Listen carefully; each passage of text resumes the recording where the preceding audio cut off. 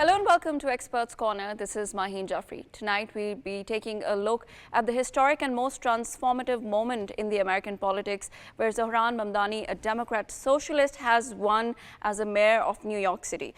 Not only he's the youngest, but also he's the first Muslim mayor. His campaign involves small, little, simple things like economic justice, like inclusivity, like accountability and affordability. That's why he gained so much popularity. Also, analysts say that his win is not just a local win, but this win is also signaling a shift towards a change in American democracy when it comes to identity, when it comes to inclusion, and also when it comes to reforms for the working class. We will be discussing this. Before assuming office, we would be wanting to know what kind of challenges would he be facing, what kind of battles would lie ahead for him. Also, in our second segment, we are going to be discussing Kashmir's Martyrs' Day. Kashmiris on both sides of the line of control are observing this day today to honor the sacrifice of the people who were on the line and who have sacrificed their life for the freedom movement. Also, not just that, November 6th has been one of the darkest days in the history of Jammu and Kashmir, where hundreds of thousands of Muslims were killed. And the killings and the brutalities continues today, even as APHC says that India is still involved in brutalities. And now it's high time that the international community should intervene and hold India accountable. We'd want to know more from the analysts. How could we move forward regarding this Kashmir issue? Of course, Pakistan has always raised its voice. Thirdly, we'll be talking about Syed Rizwana Hassan. She is Bangladesh's advisor for environment, forest and climate change. She is in Pakistan to attend the SDPI conference, and also she gave an exclusive interview to Pakistan TV, and she talked with Umar Khalid Butt on program Beyond Borders, and she talked at length about the bilateral relation between Pakistan and Bangladesh, of course, about the visa policy and a lot of opportunities of collaborations. We would like to talk about that as well. Now, for further analysis, we've been joined by Farrukh K.Pitafi, our expert, and also with Saqib Ul Islam. He's online with us. Thank you so much, both of you, for joining in. Thank you. Thank you, ma'am. When we talk about a transformative and historic moment in American history, we talk about Mamdani, of course. What are the battles that you see? We have seen the progressive promises, the campaign going so lively, but he is, of course, going to be facing a lot of battles and challenges. What do you see ahead of him? Yes, of course. This is a historic win, youngest mayor in a century in New York, which says a lot about New York's character, that it is going towards younger progressive leaders. So the challenges, of course, the first challenge is President Trump. The egos have been clashed, and last night when he addressed Trump, he said, okay, so it begins. It means Trump has already indicated that if Zohran Mamdani becomes the mayor of New York City, he will stop the funding for the city. He will do whatever he's doing to Washington, D.C. and all other democratic cities where he's sending National Guards and taking over the police and other responsibilities from the mayors. So let's see how Zohran Mamdani takes this challenge when January 1st, 2026, he takes the office, and President Trump will be ready to give him all that he can, because definitely President Trump is not happy about his win, and he did whatever he could. And last thing he said about Zohran Mamdani is why he won, because Trump was not on the ballot. And of course, the ongoing shutdown, where federal government is shut down for more than a month now. And it's been just an uphill battle for President Trump in Washington, D.C. And now it's New York as well. Right. Saqib, I'm glad that you have spoken about these things. Let me ask you about one theory that was there, that Sliva's votes are going to actually cost Andrew Cuomo the mayoral election. But we have seen that the total difference between Mamdani and Andrew Cuomo is more than what Sliva got. So with that, one thing is clear, that that is no longer going to be the case. You can comment on that. Secondly, you were talking about President Trump sending forces to New York City.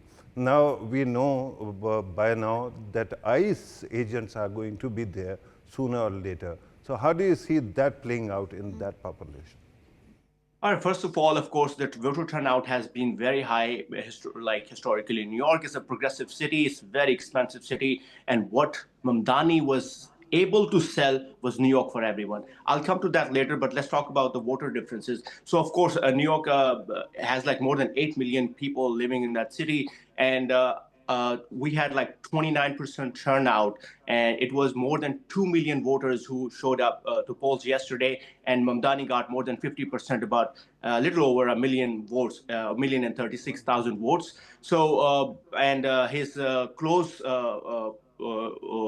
race was with Como, who got 850,000 plus votes. So that means, like, of course, it was a tough battle, tough election for Mamdani. But as I said, what he was able to sell was New York for everyone. He told everyone in New York, where you come from, anywhere in the world, you are living in the most expensive city, but I will make this city affordable for you. He told every American who comes to New York with big dreams, which is not an easy dream to live in New York, but he told people from Montana, Nevada, New Mexico, or anywhere in the US to come to New York, live here, and I will give you affordable rent. I will freeze the rents. I will make life very easy in this city. So let's see how he will do that. It's the most expensive city in the world. It's very difficult to live in that city, but he's promising affordable living in New York City. So let's see how that's turned out. And I forgot your second question about what was that? ICE agents. Oh yes. Oh, that's of course the thing President Trump has been doing since he took over office earlier this year. President Trump has said that all the progressive city, all the Democrat city, all the big cities who are immigrant centuries in the U.S., like L.A., like Chicago, like New York, of course, Washington D.C. He's already been doing that. So he said he will send ICE agents after illegal immigrants, and then also he's sending National Guards to take over responsibilities from local police so that they can help ICE agents or immigration authorities. So what's going to happen right now? Of course, President Trump will try all his best to send National Guards if he wants to New York to take over, New York City and give Zohran Mamdani, the youngest first Muslim and South Asian mayor, the toughest time in the office that he could. So let's see how this is gonna turn out, and we'll have a very interesting, of course, 2026 coming up, and of course, rest of the 3 years of President Trump's presidency and 4 years of Zohran Mamdani's mayorship. Saqib, there are going to be massive challenges. We know that he's going to be dealing with a lot when it comes to his office, assuming his office. But when it comes to, his personality or him as a person, we have been seeing openly Donald Trump has been saying that he doesn't approve of him as mayor, and also he's not capable. And he has also been calling him communist. How do you see these personal attacks on him, and how do you think is he going to deal with that? This is President Trump's style. When he comes face to face, or if he's fighting in an election or in any other form, he just gets personal and he takes digs on people's personalities, their habits, their looks, and their of course personal history, which does not matter at all. Zohran Mamdani comes from a very humble background. His mother is an Indian American. His father is a Ugandan American, and he moved to New York when he was 7 years old, and he just became a naturalized citizen of the United States 7 years ago. 2018, he became a U.S. citizen. And of course, all of these things, an immigrant, a Muslim, a South Asian, youngest contender for a mayorship of New York in more than a century. So all these things President Trump does not like about him. But let's see how he's going to give him tough time in his office. So that's what we'll have to see, because New York is a very, very progressive, democratic city. New York State itself is also very democratic. So I think Zohran Mamdani will have a very, very good backing and support from New Yorkers, especially the younger, progressive New Yorkers, which you have seen this change in New York in this election that younger voters were mobilized. They were out and about and voting for him. So more demographics are coming about voter demographics. So we'll see how he was able to mobilize these young voters who barely vote, who were just like so. I would say.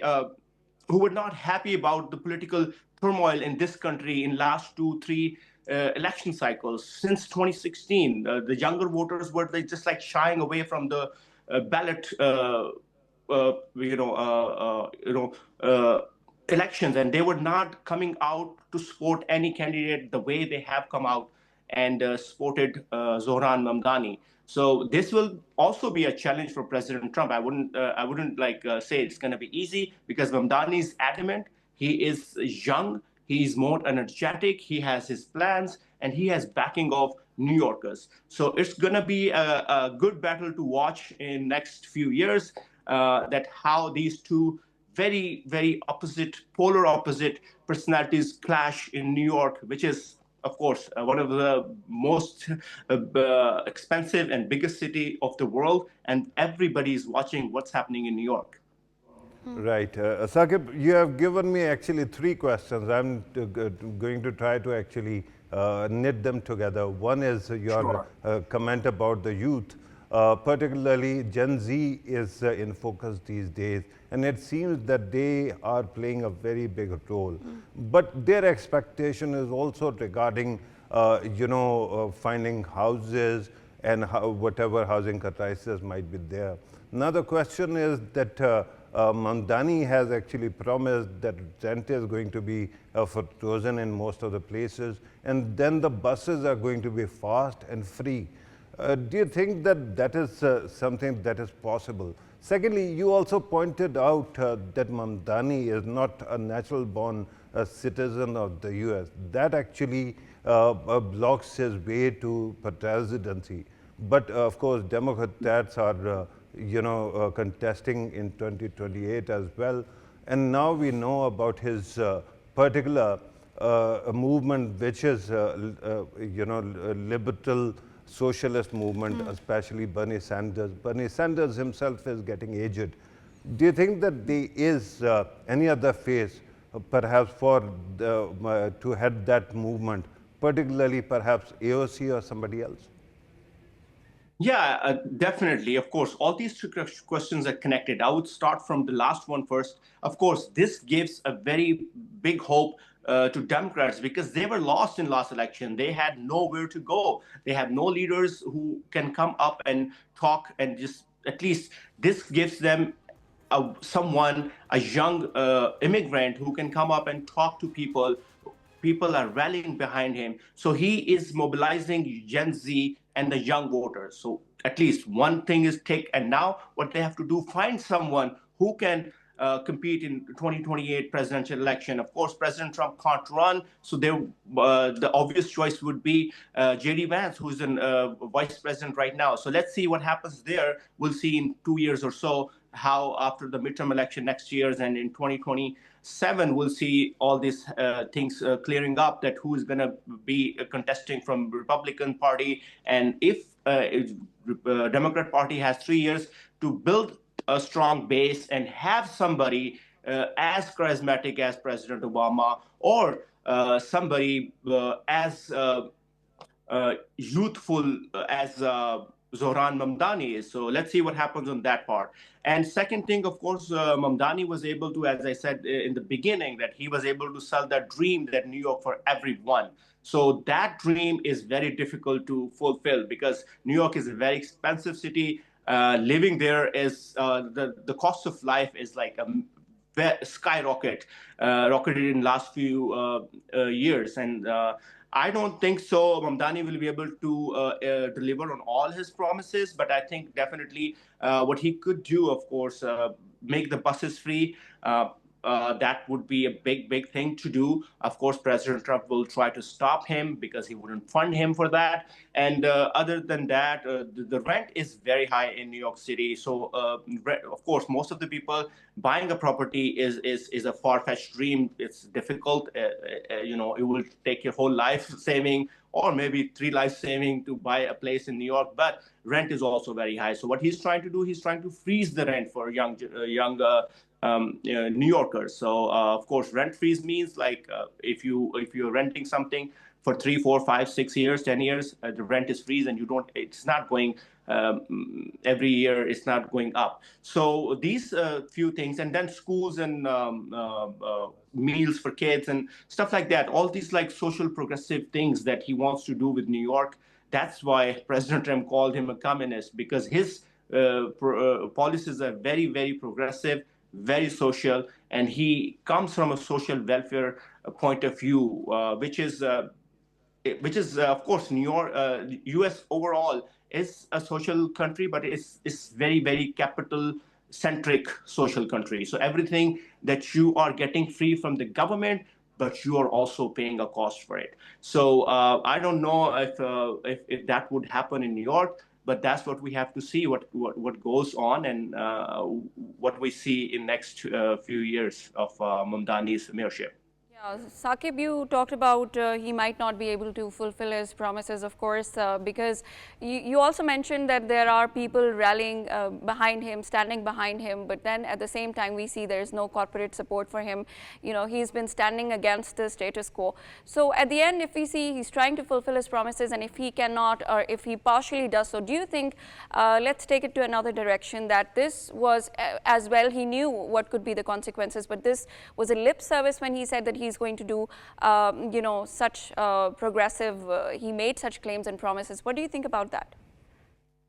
Of course, in every election, people do make, or especially I would say, politicians do make promises that they can't fulfill, but they have to tell those. They have to sell those dreams. So that's what Mamdani did, and he did it very, I would say, amazingly. He was able to entice the young voters, which is very difficult because the Gen Z and the young voters today has access to so much information. They do not get fooled easily. So what Mamdani is promising is not, I'm not saying it's not achievable or it's not possible, but I'm saying that it's very difficult given the what hardships that he has, what he's coming with a baggage, or the baggage which he made something which which actually profited him. But I think what Mamdani would try all his best, at least if he's not able to fulfill those promises, people won't be able to point finger that he did not do this and that, but he tried. So of course, given that he's going face head to head with President Trump, President Trump is also from New York. He has properties all over the city. He is the tycoon of New York City. That's where he comes from. So President Trump owns New York City. He says he's a New Yorker. So to be in a city where a mayor is a young South Asian Muslim mayor, so that's where I always say that that's where all the masala is. That's where everything is going to happen. That's where we have to see that how much Mamdani is able to deliver and how much Trump is able to stop him. That's where we have to analyze after 2 to 3 years. Saqib, your comments have been very insightful. Particularly, you were talking about promises that perhaps cannot be fulfilled. Of course, everything needs money, and money has to come out of somewhere. So, can we say that New York is going to see a hike in taxes? Because after that, of course, situation will play out the way it does. But usually, it is also one of the accusations against Democrats that they hike the taxes. And secondly, there's a matter of homeless people that roam on streets or sleep on streets. Do you think that that also can be fixed in coming days or months or years? Yes, the first thing, the taxes, of course, in New York, is a very high on tax state. Everything is very, very expensive as compared to where I'm sitting right now, Washington D.C. And when I travel to New York, the things that are buy here are like more expensive in New York, because the city has like its own culture. It's like very difficult to maintain. It's a very expensive city. It has so much going on, and everything is way too expensive. Because if you want to enter in New York City, you have to pay like $30 tax just to enter the city, and to come back you have to pay which is called toll. So I mean everything is tax. But that's what Mamdani's one of the promises is, that he is going to try to cut taxes on the poor, on the working class Americans or New Yorkers, and then he's going to tax uh, the billionaires, or the high class, elite class, or people who are making a lot of money from New York with businesses and high end stuff. So definitely that's one of the tasks that he would definitely try to do. But as I said, it will be difficult. And second thing, to talk about homelessness, that's a problem which is I think in all the big cities in the world. Wherever you go, you see homeless people, and New York is no different. There is a problem of homelessness. Definitely, when you improve the social welfare culture, that's what Mamdani is trying to do. That make everything affordable. Of course, the homelessness itself is going to go down, because when people are able to afford an apartment in New York City, a small apartment where they can live, then they won't be homeless. If somebody who is jobless, somebody who has no means to pay for his uh, go to pay for his rent, or pay for his car, or the bus fare, then if it's like he's trying to make the buses free so that people can go to work, and rent free so that people can afford whatever they are, so definitely it is going to affect the homelessness. But I think that problem persists because there are a lot of people in that city who are homeless on their will. They don't want to be sheltered. So that is going to persist, but definitely is going to improve the homelessness issue. A very quick question, Saqib. How do you see the issue of Islamophobia when we talk about Zohran Mamdani? Of course, now the people know that it is not about extremism. He's talking sense. He's, gaining a lot of attention. Do you see him, after assuming the office, do you see the perception of people change about the kind of concept that's there about Islam in all the wrong senses? Yeah, definitely. Of course, the Islamophobia has been in talks in political arena of the United States since last couple of election cycles. And like the way I see Zohran Mamdani, he calls himself a progressive Democrat or progressive socialist. I call him a progressive Muslim socialist Democrat, because he is a Muslim, and he never shies away from to calling himself Muslim. On the biggest stage in New York City, he tells everybody that I'm a Muslim. And of course, he comes from a humble background. He tells everybody what he's all about. His wife is a Syrian American who is also, I think, naturalized. His parents are naturalized citizens.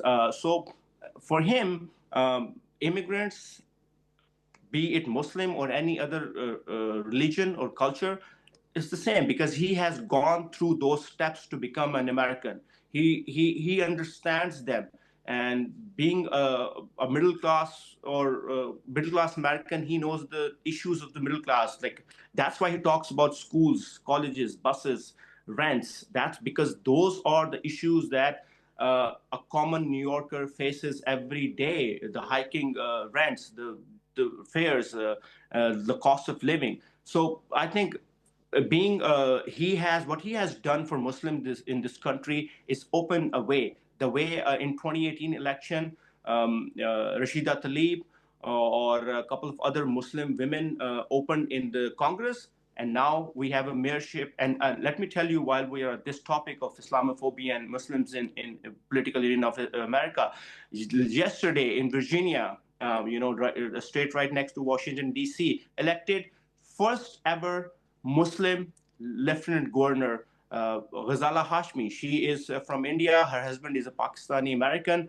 And Virginia also elected first ever female mayor, Abigail Spanberger. So these are progressive things, like Virginia elected a mayor and a lieutenant mayor, females, and one from South Asia and a Muslim heritage. So that tells a lot about young voters today in all these progressive states, where they don't care where you come from. If you are Muslim and you talk about their issues, you talk about what they go through every day, and you tell them, no matter where you come from in America, if you come to my city, if you come to my state, I will give you affordable living. I'll give you affordable housing. I'll make this state affordable for you. I make this city affordable for you. They will vote for you. They will stand behind you, and they will definitely, as Sir said, that young voters, they talk about issues. They're all about issues. They are not about what their parents told me. Oh, we are voting Republican or we are voting Democrats. We historically no.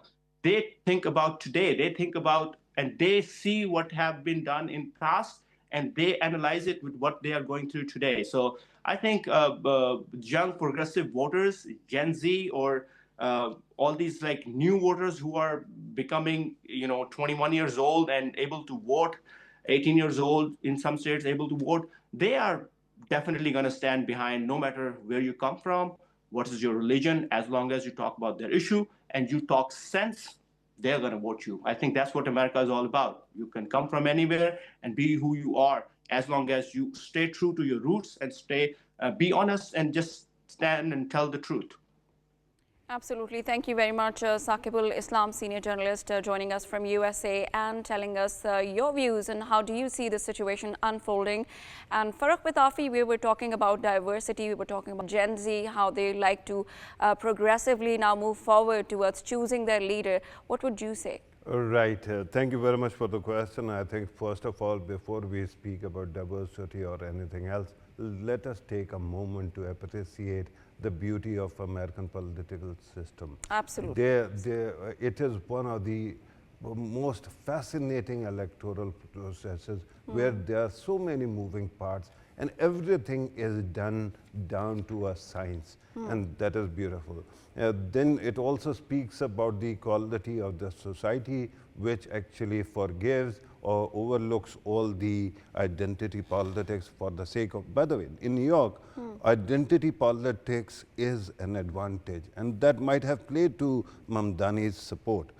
But the fact that this can happen in a state where 22 years ago, 23 years ago, 9/11 happened, that actually tells you that they are very inclusive and they're ready to move on. Absolutely. But here's the thing. Earlier you were asking about Islamophobia. Yes. Unfortunately, we have to be very vigilant because when Obama came to power, at that time we thought that America has moved on from into an era which is called post-racial. But then we saw, because Obama was at the top of the ticket or at the seat, the reaction came in the negative, and people started politicizing race also. But then how can we relate it with the Islamophobia that you were talking about? Yeah, this is what I'm saying, that when you talk about Mamdani, because he has actually advertised his identity, there are two parts of his identity. One is, of course, Muslim, and the second one is liberal or democratic socialist. Because both these things are very important in this day and age, it becomes really challenging, because a lot of Jewish people, a lot of other people also voted for Mamdani. But if you don't deliver in time, then there is always a possibility that there is going to be some kind of ricochet or there is going to be blowback. And I speak with emphasis, I speak about his other identity, democratic socialist, because we are at a time of churn. AI is going to replace so many jobs. And at that time, it was thought that there is going to be some responsibility by states or governments that they actually come up with a framework that billionaires cannot lay off people, right? At that time, everyone seems to have gone for the far right or right option, and President Trump is in power. He does not believe in that kind of regulation. But it is the job of socialists like these, or at least centrists, that there has to be a framework. And if you fail today, in delivering what you have promised, tomorrow you will not have a voice, and that voice becomes very difficult in the future as well. That means human civilization can actually forego its future. And by the way, it also speaks to another very important thing. Bernie Sanders is aging. He's a brilliant man, one of the beautiful souls. But who is going to actually take the torch forward? That was a question. And now it seems that this flank of the party is going to have a candidate in 2028. And it seems Alexandria Ocasio-Cortez, AOC as she is called, perhaps she is going to be the voice that will take the fight to Jerry Vance or somebody else, whosoever is going to be, Marco Rubio, whosoever is going to be the Republican candidate. But then at least Democrats, especially their far left side, has found a leadership and a voice, and that is welcome. Yeah, that's what matters. So we take a moment to celebrate, first of all, the American political system, the diversification that we see. And of course, Mamdani has come a long way. But there are going to be a lot of challenges still. Would he be able to fulfill the promises that he has made, the claims that he has made? And of course, we're all looking forward. He has got a lot of backing when it comes to people, when it comes to Gen Z, the new generation, which wants to see a progressive change. But then let's see, because he doesn't have much backing when it comes to corporate and elites. Let's see how he delivers his promises, and let's see how he faces the challenges. In the next segment of our program, we are going to be talking about the Kashmir Martyrs' Day today. On both sides of the line of control, the Kashmiris on both sides, and of course in Pakistan as well. We are celebrating and rather commemorating this day, observing this day in order to pay tribute to the Kashmiri people who have given sacrifices of their life for their freedom movement. Farrukh K.Pitafi, how would you comment on this day, and how would you comment on the impact of the freedom movement that we see, which has been going on since a decade? All right. I think that you have to appreciate the kind of sacrifices that Kashmiris have been giving. Remember, now it is fourth generation that is going through all that oppression. And repeatedly, we have seen how things have gone, how bad it was, dead bodies every other day. And remember that while there are other parts of the world which might be more explosive, where you might see something hot burning, right? For example, Gaza exploded, umpteen other places. Sudan was one of those places. Now Nigeria is being discussed also. But here's a part of the world which has been burning for past 70, 80 years. And in that, remember that there are chances of people who might have been killed now, who actually saw their father or grandfather being killed there as well.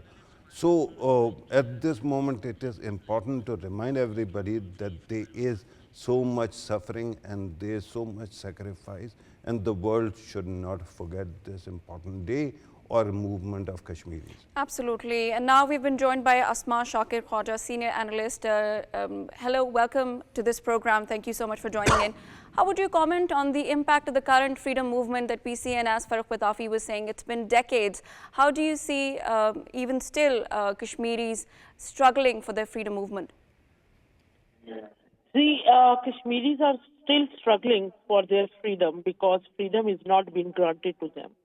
Despite several promises of international institutions, Indian leaders, of course, Pakistan is always standing by our Kashmiri brothers. But all those, the institutions, India, they are unable to fulfill their promise they made with Kashmiri. Actually, when we see the United Nations resolution on Kashmir, that actually legitimizes the power of Kashmiri people, that as per Radcliffe Award, like all other people living in subcontinent, have right to self-determination and have right to decide that which country they want to side with. And that basic human right was denied. As today is 6th November and we are commemorating Jammu Genocide Day, which is the least reported genocide of the history, unfortunately. This Jammu genocide, where the death toll was around 300 to 400,000 people. And when we collectively use this number, we are unable to humanize this genocide. Why humanize? Because those 3 to 4,000 and 100,000 people, Muslims, they were killed mercilessly because of their ethnic and religious identity. Because the Hindu radicals, the Rashtriya Sevak Singh, the Hindutva ideology was unable to allow them to live or unable to accept their right to live in Jammu and Kashmir. This brutal genocide converted the Muslim majority Jammu region into a Hindu majority region. And that tells the level of misery, brutality, and sacrifice what Kashmiri Muslims faced in 1947. This genocide also tells us that the idea of Hindutva is only about majoritarianism. This genocide tells us that Muslims, Kashmiri Muslims, sacrificed their death. They were buried alive. Their dead bodies were left on the streets to be rotten. Their dead bodies were thrown in the rivers, and their last rites were not even performed. So all those deaths, that genocide, that we owe a lot to Kashmiri Muslims, so that today we are living in an independent country. Here it is also important to acknowledge that after Jammu genocide, when the miserable condition the refugees came from Jammu to Punjab to Pakistan, this today 6th November is the day to acknowledge that the selfless support of Pakistan for Kashmiri brothers started on that day, when they opened not only their hearts, their minds, their land, their resources for their Kashmiri brothers. And we all know that in 1947, when Pakistan came into being, Pakistan was suffering from a lot of problems, and above all, the problem was economic and financial stability. Despite that Pakistan and Pakistanis shared their their food spread with their Kashmiri brothers, and accepted that Pakistan belongs to Kashmiris as much as it belongs to the people already living in Pakistan. So this day is to acknowledge, salute all those Pakistanis who accepted Kashmiri brothers as part of themselves. So 6th November is a really important day in the history, and I would suggest that maybe it's the right time that a monument, a museum, to pay to salute those Muslim Kashmiris whose right to live was taken away badly by the Hindu fanatics. They should have been honored, those Muslims, and maybe in order to communicate this story to the coming generations, we need to build a monument, a museum of Kashmiri Muslims in Jammu, so that the young generation and the foreigners visiting Pakistan should know this story. This is a sad part of our history, but yet it demonstrates our resolve, commitment, dedication, and love for Pakistan. That you have spoken at length about this. Let me bring you to today's realities in Jammu, where it seems that because of domiciles, because of the settlement of 1947 refugees, they seem to be changing the demography even further. How would you comment on that? It seems that the Indian atrocities haven't stopped even now in Jammu as well. For Hindu radicals, I'm talking about RSS, BJP, and all the brainchilds of this radical ideology. For them, Jammu genocide is a successful example which made them to which facilitated them to convert a Muslim majority region, Jammu, into a Hindu majority region.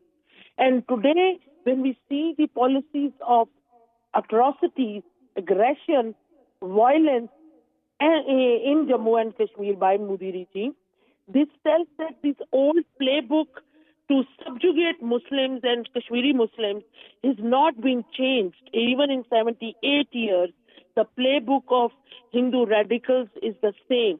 Yes, they are constitutionalizing demographic changes in Kashmir. They are wrongly, falsely presenting Jammu and Kashmir as a Hindu majority state. How can we forget that the one of the BJP ministers, he stated that there are 50,000 temples in Jammu and Kashmir, which is a sheer lie and a false statement. And then on one of the websites of Indian ministries, Jammu Kashmir was shown as a Hindu majority state. And we all know that Jammu and Kashmir, till to date, is the only Muslim majority state illegally occupied by India. So this demographic changes is the same, I would say, tactic from their old playbook of Hindutva. This majoritarianism would not take India anywhere, but as we see that what again did India was successful in 78 years by using these tactics from their old playbook to convince Kashmiris that India is the best available option for them? Did India able to convince Kashmiris that India is their friend and their well-wisher? Did India was able to subjugate Kashmiri into accept Indian illegal occupation as a legitimate one? No. It means that is deep rooted, and that hatred in Kashmiri Muslims against Hindu rule and Hindutva ideology is also deep rooted. It started from the Dogra rule in Jammu and Kashmir and the atrocities done by Dogra forces, and then it culminated on Jammu genocide when 3 to 4,000 Muslim Kashmiris were massacred, were genocided. And then I'd like to maybe further ask you, because we have been talking about the historical perspective and we would like to talk about the current perspective. If you talk about conflicts, we have seen the Gaza conflict, the peace deal. We were using the word genocide, and if I ask you to draw parallels between both these conflicts, and since we are heading towards a resolution, a kind of resolution at least better than the previous genocide that was happening since 2 years in Gaza, how do you see the Kashmir resolution moving forward, and what kind of parallels do you see in both these conflicts? The number one parallel is that international community is a silent observer when the genocide is happening. International community in Kashmir, they are silent. In Gaza, they are silent. International community is unable to mitigate the conflict or reach out to a sustainable resolution. But one difference which I would like to highlight, that Kashmir conflict has Pakistan to stand firm by our Kashmiri brothers at any cost. And in Operation Marka-e-Haq, Pakistani nation again proved that no one can force us to leave our Kashmiri brothers and to scare away us from our Kashmiri brothers. But unfortunately, Gaza, Palestine, they don't have any one single country standing tall, standing so firmly with them at any cost.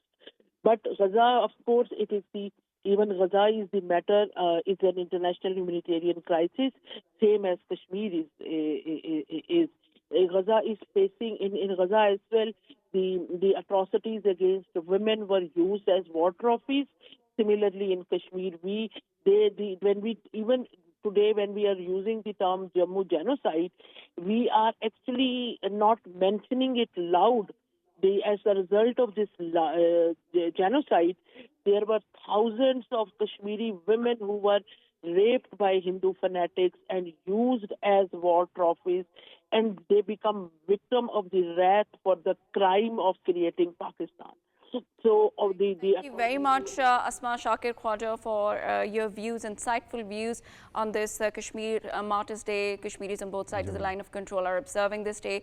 Farrukh Pitafi, how would you conclude the entire segment? Yeah, I'm going to invert what Dr. Haja said, and that is the comparison between Palestine and Kashmir. I don't usually like to compare the two because with Palestine, it is Muslim issue, but it is also an Arab issue. And the umpteen other Arab countries surrounding Israel and Palestine who Would could make stand, that issue highlight who could actually Yeah. stand up.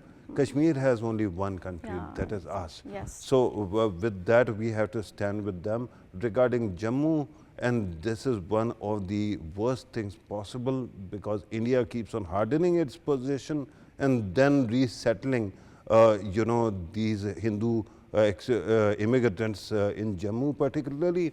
And that actually shows how much demographic change they want. But it might actually backfire because then Jammu's Hindus are also saying, why are you, overloading our part of the state, and that becomes a problem. Earlier, there was an attempt to separate Jammu from Kashmir, Right. but that all did not play. Right, of course, Pakistan is observing Kashmir's Martyrs' Day rather today for Pakistan. It's a jugular vein, and Pakistan has always raised its voice for Kashmir. It will continue to do so. In our third segment, as we know, Sayyida Rizwana Hassan, who is a Bangladesh advisor for environment, forest and climate change. She was here to attend the STPI, and she's also given an interview to Pakistan TV, which is exclusive. Let's take a listen to what she has to say in that. There is already decision at the government level that there will be direct flight between Bangladesh and Pakistan, but we do have logistic shortcomings on our part. There are airspace related complications, but I'm happy to share that both the countries are considering positively the engagement of a third country that will be flying flights directly from Bangladesh to Pakistan and from Pakistan to Bangladesh, something that they call fifth freedom.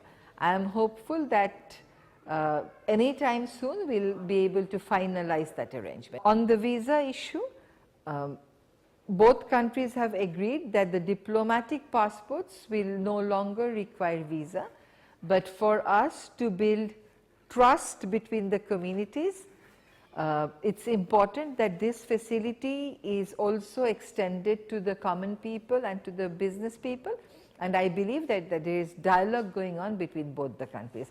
I really look forward to a day when people of one country in the SAARC region will be able to go to other countries without having to obtain a prior visa. We should look forward to a day when we'll be able to travel and get our visa on arrival. Absolutely. This was Sayyida Rizwana Hassan, who is advisor to Bangladesh Climate, Forest and Environment. Farrukh Pitafi, how would you comment on the current status and the bilateral relationship between Pakistan and Bangladesh, provided the statements that she has just given? Absolutely. Whatever she has said is most welcome, one.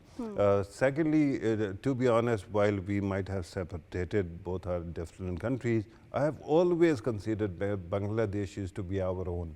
And whenever we see how difficult it was in the past many decades to connect between the two countries, now there seems to be a clear indication that they are coming together, and we are working together. Regarding these logistic issues, one of the biggest issue is India. And India has closed its airspace. Because of that, it becomes very difficult for both countries to actually connect directly.